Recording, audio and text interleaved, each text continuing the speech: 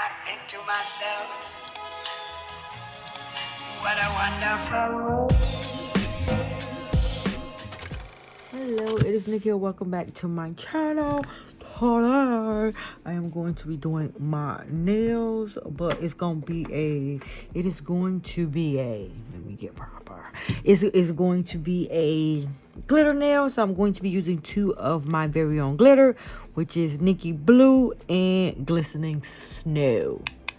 And if you haven't realized, these are going to be my Christmas nails. So I'm going to go in with these two glitters, and I'm using clear Mirror Secret, my double dip liquids, and my 𝐢𝐻𝐪 pull-off base. So I'm going to go ahead and apply a layer of my 𝐢𝐻𝐪 pull-off base and let it completely dry. I think I'm on to something, because if I do one a very thin layer of this, I have been able to get a couple of days out of my nails without it popping off. So I like the last nails that I did, I only applied one coat, and my nails didn't come off until I filed it, which is usually not the case because I used to apply 2 layers. And I said, well, let me try one and see if it works. So it's been working. I've only did it once, so let me not say it's been working. It worked the one time I did it. So hopefully the second time it do that same thing. So I'm going to go in with a thin layer of that and let it completely air dry. So when I say thin, let me tell you what I'm doing. This is it. I go in, I get the sides, and then I get over here, because what I've been missing is my side walls. And then try to get over here on the edge as well, and get back there. And that's it. And then I let it air dry. And that's all it's going to get. So this is what my nails are looking like once I let the 𝐢𝐻𝐪 completely dry.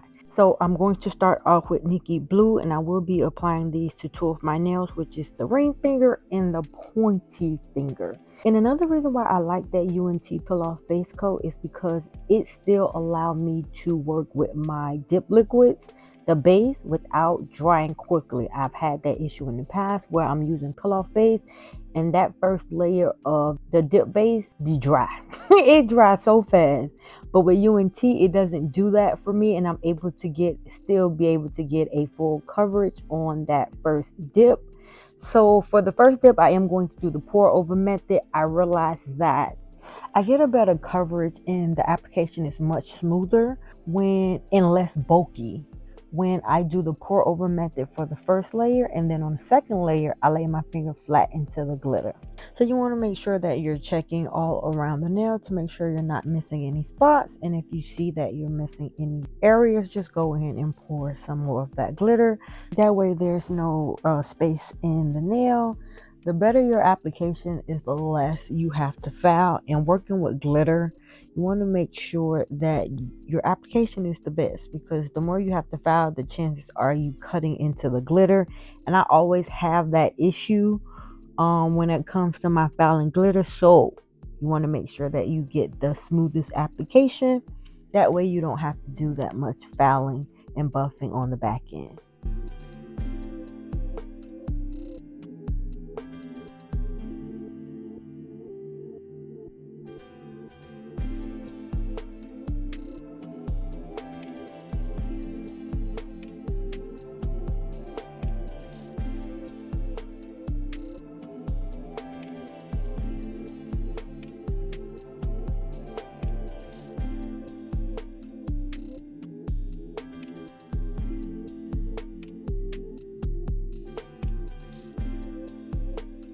So now I'm going in with the second dip. I am showing you that I do have a lint-free wipe to wipe off my brushes in between applying my dip base, because what you want to prevent is getting glitter back into your dip base. And so that lint-free wipe helps with getting off that excess glitter before sticking it back into the bottle.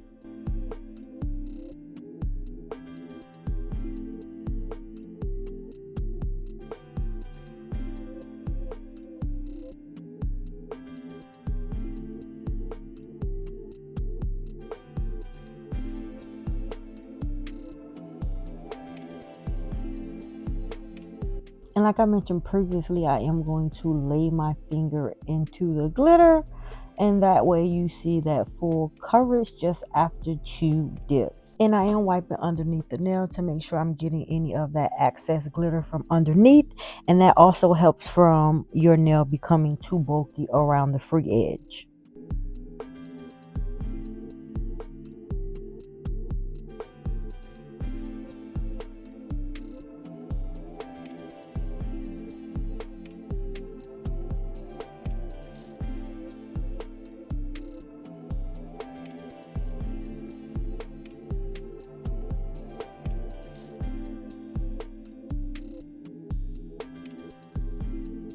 So for this third dip, I am going in with the clear, and I am using Mirror Secret clear to encapsulate the glitters, and I will be doing the pour over plus laying my finger in as well. So for the first part, I'm going to pour it over, and then immediately after, I'm going to lay it in that clear dip powder.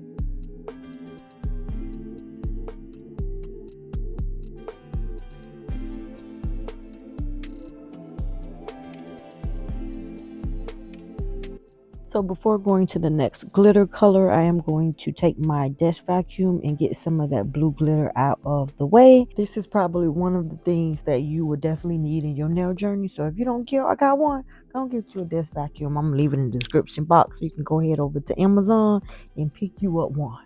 Okay. I am going in repeating the same process of applying the glistening snow mix that I created myself with my own glitters. If you want to purchase some of these glitters, definitely check out my website, 𝐁𝐮𝐬𝐬.com. I actually have a sale going on right now, which will end on December 30th, I believe. Yes, it's a week.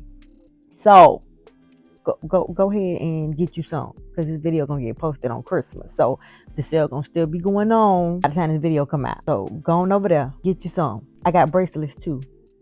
I am going in to repeat the exact same steps on the rest of the nail, so I'll sit back, I'll be quiet now and let y'all enjoy the application process, and I'll come back whenever I feel like I need to say something. Okay.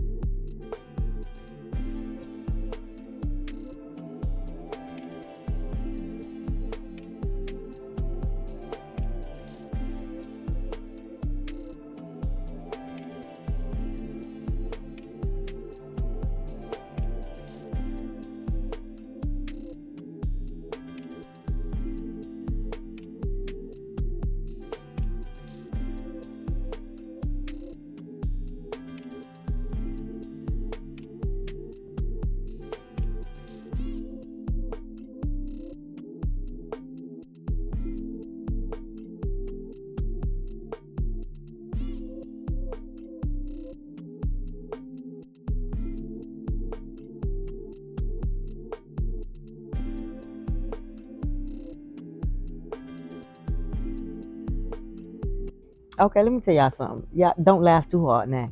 But I was doing my nails, right? And if you notice the glitter in the cupcake liner, it has a nice icy, glistening effect to it. And that's the look I was going for.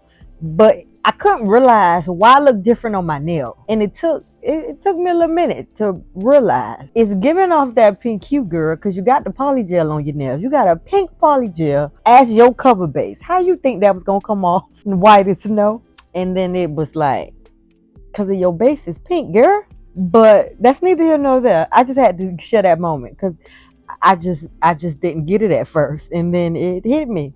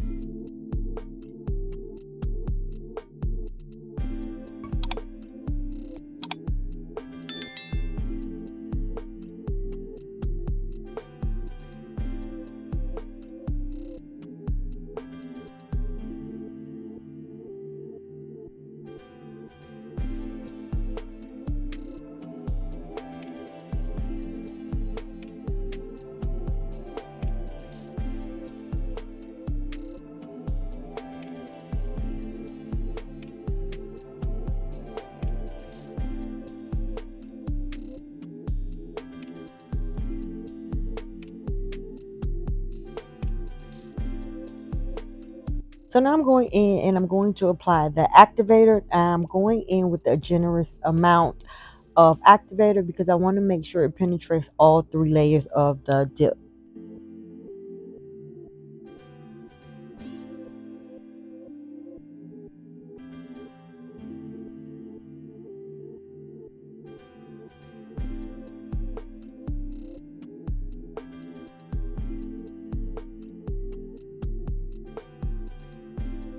And I almost don't include my fouling and buffing process in my videos, but this time I kept it in because I wanted to show you what I did and how I go about fouling my dip powder. Glitters. Now, when I have glitters on my nails, I do not use my e-foul. Me and e-foul and glitters is a dangerous combination because I almost always cut into the glitter. So I simply use my buffer and a hand file to go around and clean up that cuticle area and make sure everything is nice and flush. And this is a 100/180 hand file, and I am using the 180 side.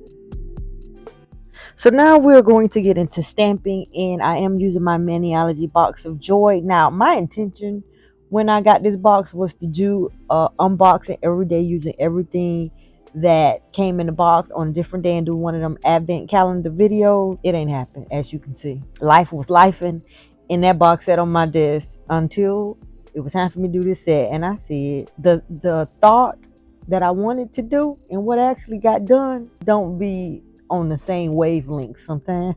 And I had every intention to do it. I had written out the plan and everything. But the way these holidays and grief is set up, let's just say this has probably been the worst that my depression has been. And I had so much planned for the month of December, and when I tell you none of it got done, absolute nothing. I was planning a new launch for my business, and it was just like, yeah, no, we don't want to do that. So I do apologize if you was expecting that video. I really did have it planned out, but it just didn't happen. So I do apologize for that, because I did say I was gonna do that, and I didn't. And I hate not doing something that I said I'm gonna do, and that's usually why I say I do. That's usually why I don't tell people my plans, because when it don't happen, I ain't let down nobody but myself. But when you tell other people your plan and it don't come out and you don't do it, I feel like I disappoint people. And so I do apologize if that's what you was expecting, because it did not happen. And as much as I wanted to, I just couldn't make it happen. So I do again apologize. But let's get back to what I'm doing in this video. So I am going in with stamping. I applied the sticky base, and now I'm going in with this Merry Christmas. Now the first time I picked it up, I thought it was missing spaces. Like I didn't completely pick up the whole image. It wasn't until the second time that I realized, no, that's how the image is. It has little like graphic spaces into it. So give it like this retro feel to it. And it wasn't me. And so I was like, oh, okay, that's what it's supposed to look like. So the second time I did go in and applied it to my nail, which didn't work out as well either. So this was definitely a learning curve for me, because this is my first time doing stamping over a glitter nail. This is probably my first time doing stamping over a dip base, period. I typically do it over gel. So it was definitely a learning curve, but what I did do, I didn't like how that came out. So I ended up removing that with some acetone. Okay, so it was a little messed up, and I think because it's not a smooth surface, it has a little grooves in it, and I thought I buffed it, but it's still a little bit rough, especially this one smooth, but this one a little rough. So I'm gonna go in with some base coat and apply some base coat just to make it a little bit smoother when it comes to applying the stamping. So that's what I'm gonna do. I'll be back. Ain't no need for you to watch me apply base coat. You know, save time on the video, but that's what I'm gonna do. So after applying the base coat, this is what my nails are looking like. Now I should have showed y'all, because the way that base coat hit that glitter, it was next level, okay? But that really did help with the application of the stamping. And you don't need to go in with the sticky base, because the rubber base gel already have a tacky layer, so there's no need for the sticky base, which I also like. So I might do that for future reference, especially when I'm working with glitter. So I am going to apply something to every nail. I was being real extra, so I put an image on every nail. So I just sit back and let you see the process of how I stamped. Now I did, as I thought I recorded myself doing all the nails, but I only did the 4 main fingers, and it cut out when I went to do my thumb in my other hand. But I'm gonna come back to show y'all the finished results. So I do want to point out all the steps that I did that's not included, which was once I applied the image to the nail, I went in with Born Pretty Super Top Coat and encapsulate the images of stamping, if that makes sense. I will try to do better to include everything, but sometimes you think you're recording, but you're not. And I always used to watch other people's video and be like, how y'all realize, how you not be recording? Until you start recording and then it happens to you and you be like, that's how. You stop the record to do something or to fix something, and then you get caught up in the process, and then you look up and realize you haven't pressed play again. That's typically how it happens, at least for me anyway. And I almost never realize I'm missing a chunk until it's time to edit, and it would be like, wait a minute, something happened between these steps. Where's that clip? And then you realize you've got to press play because it's nowhere to be found.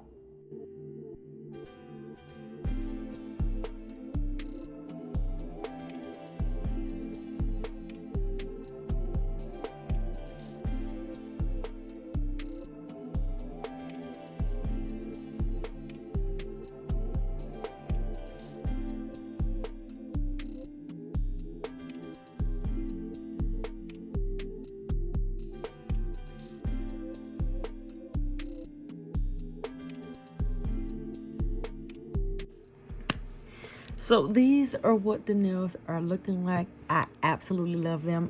I was able to use my own glitters to make my do my nails today. I absolutely love these custom glitters. Get you some Nikkie Blu and Glistening Snow over at 𝐁𝐮𝐬𝐬.com, and you can create a set just like that.